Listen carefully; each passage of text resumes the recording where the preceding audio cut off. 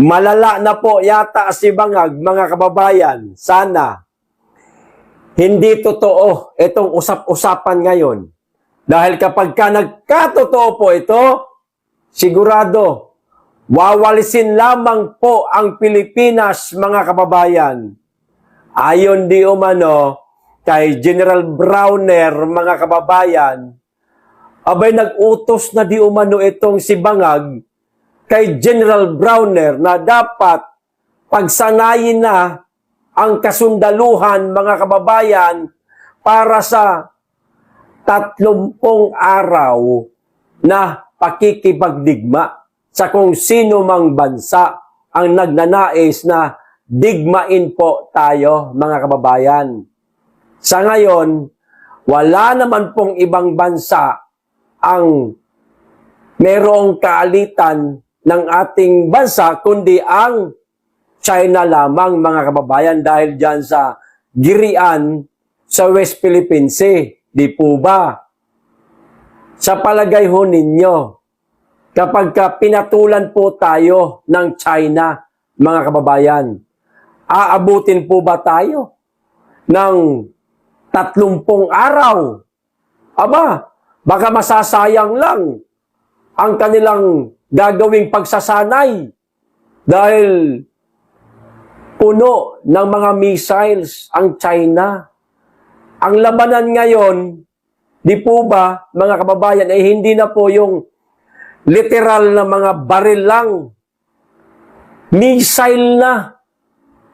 Pauulanan tayo yung 30 araw na pagsasanay ng mga kasundaluhan, hindi magagamit. Kanya-kanyang takbo na mga yan. O, hindi damay tayong lahat. O, eto po, di umano ang iniutos, mga kababayan, ni Bangag kay General Browner. Marami po tayong pag-uusapan, mga kababayan. Kaya, tune in lang po kayo, walang bibitaw para malaman po ninyo ang mga ganap sa ating bansa nitong panahon ng Kapaskuhan. Okay, pero bago ka po simulan, makikisuyo sa mga hindi pa po nakasubscribe. Baka naman po. At click na rin ang notification bell para updated sa lahat ng upload at huwag niyo pong kalimutan, like at share na rin po nitong video para malaman din po ng ating mga kababayan ang mga tila plano ni Bangag, mga kababayan, habang siya ang namumuno sa ating bansa. O eto, nako, Browner, umpisan na ang pagsasanay ng kasundaluhan para tumagal ng 30 araw sa digmaan. O kita nyo na. Sasanayin na di umano, mga kababayan, ni Browner ang mga kasundaluhan para sa 30 araw na pakikipagdigma o digmaan na darating di umano sa ating bansa. Aba, seryoso yata itong mga ito na makipagdigma talaga sa China, mga kababayan, kahit na alam nilang wala tayong kakayahan. May mga saltik na utak nitong mga ito. Hindi ho nila iniisip yung mga bata, yung mga matatanda, mga bata na nag-aaral na sana magkaroon ng magandang buhay, magandang kinabukasan. Sisirain po nila, mga kababayan, itong ating bansa kahit na ganito magulo dahil sa administrasyon ni Marcos. Aba, tuluyan pa yata nilang wasakin talaga. O, ibinahagi ni AFP Chief General Romeo Browner Jr., basta mga junior talaga pasintabi sa ibang junior dyan ng mga matitino. Palagay ko, mga junior na nasa administrasyon ni Marcos, may mga saltik, mga bangag. Ibinahagi ni AFP Chief General Romeo Browner na uumpisahan na nila ang pagsasanay upang tumagal ang kanilang puwersa sa pakikipagdigmaan hanggang 30 araw. Mga kababayan, kita nyo na? Diyos ko, nasaan ang kokote nito mga taong ito? Ayon kay Browner, ito umano ang utos sa kanila ni Pangulong Bongbong Marcos Jr. Kita nyo na, mga kababayan? Sino na po nag-utos? Si Marcos. Ayan, nakikita nyo naman po, mga kababayan. Ha? Ito, yung mga usap-usapan ngayon. Paliwanag ni Browner, kailangan umano ang nasabing pagsasanay upang makatagal ang Pilipinas habang naghihintay ng tulong mula sa kanilang mga kaalyado. Teka, sino ba kaalyado natin, Mr. President Bongbong Marcos at General Browner?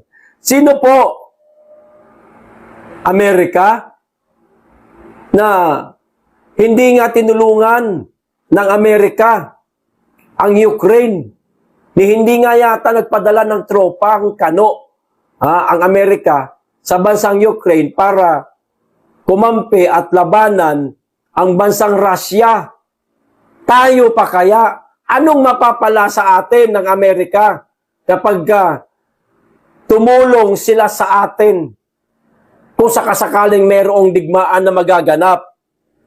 Lalo na China lang naman ang kaalitan ngayon ng Pilipinas dahil sa kabobohan, mga kababayan, ng ating presidente, hindi marunong makipag-usap, hindi marunong magpakumbaba sa bansang mas malaki at dihamak na mas makapangyarihan sa atin. Ha? Sinong bansa ang tutulong sa atin? Baka nga bago pa dumating, yung sinasabi nila, mga kababayan, na kaalyado natin na tutulong daw, nalusaw na ang Pilipinas. Olintik po ang mga pangdigmang kagamitan ng China. Wala tayo niyan. Meron nga silang kagamitang pangdigma na wala ang Amerika. Tayo pa kaya? Hindi talaga marunong mag-isip tong administrasyon ngayon. Ito na mismo sinabi ni Marcos o ni Browner, mga kababayan. Ang utos ng ating Pangulo, si President Ferdinand Marcos Jr. is that we will, ayan, pasensya na, we should be able to fight and preserve our forces for at least 20 days hanggang 30 days. We are expecting that. Pagka nagkagulo, syempre, tayo muna ang makikipaggera. And then, but we are expecting also reinforcement or help from our ally. And this is under the Mutual Defense Treaty, mga kababayan. General Browner, sinasabing umpisahan na ng AFP ang pagsasanay para tumagal ng 30 araw sa digmaan. Taragis naman, hindi nyo pa nga maayos-ayos ang problema sa flood control project, Mr. President Bongbong Marcos.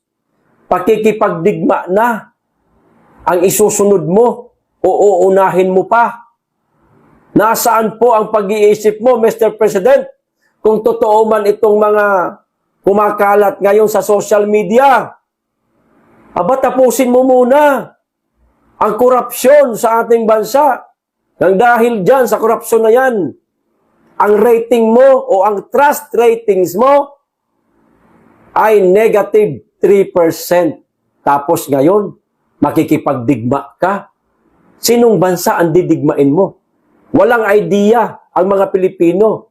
Sa pagkakaalam namin, China lang naman ang mayroong kaalitan natin. Wala nang iba. Napakalaking bansa niyan, Mr. President. Baka nahihibang ka na. Delikado to, mga kababayan. Pag ito nagkatotoo, kung ito man ay totoo. Nako, lahat po ng mga pinaghirapan natin, pinagsikapan ho nating ipundar para sa mga pangarap natin, mabubura ho, mga kababayan.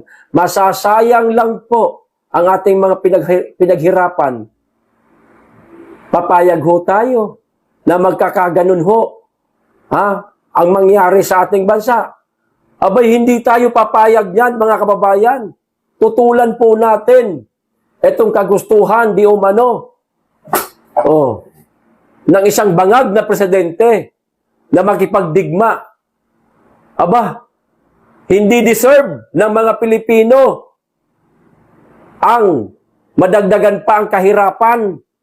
Ngayon pa nga lang, di ba, mga kababayan, hirap na ang mga Pilipino. Napakamahal na mga bilihin. Ewan ko lang yung ibang mga kababayan natin, kung mayroon ba silang matinong handa nung kanilang araw ng Kapaskuhan, baka wala.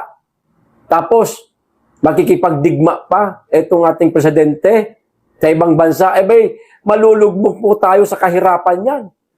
Aba, hindi maaari ito. Ang hirap talaga, mga kababayan, kapag ang namumuno sa atin, gumagamit ng droga. Wala po sa matinong kaisipan, mga kababayan. Nasisira na ho.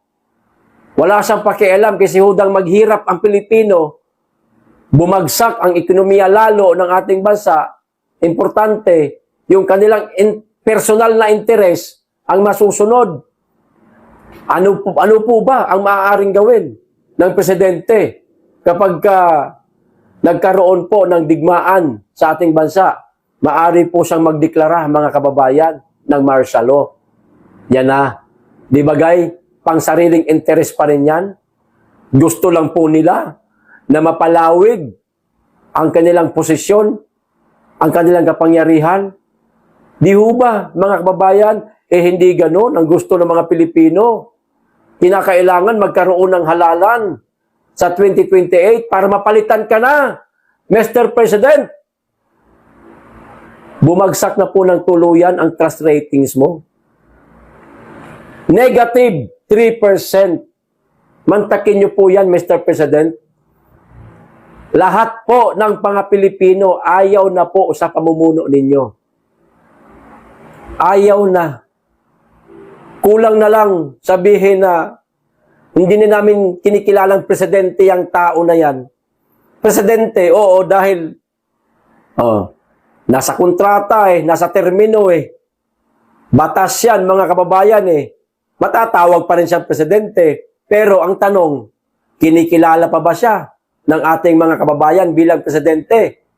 Kung ganun, kaliit na lang ang natanggap niyang trust ratings mula sa ating mga kababayan, palagay ko, hindi na kinikilalang presidente yan ng maraming Pilipino, mga kababayan. Huwag po nating hahayaan. Naku po, delikado ho pag nangyari ito, mga kababayan.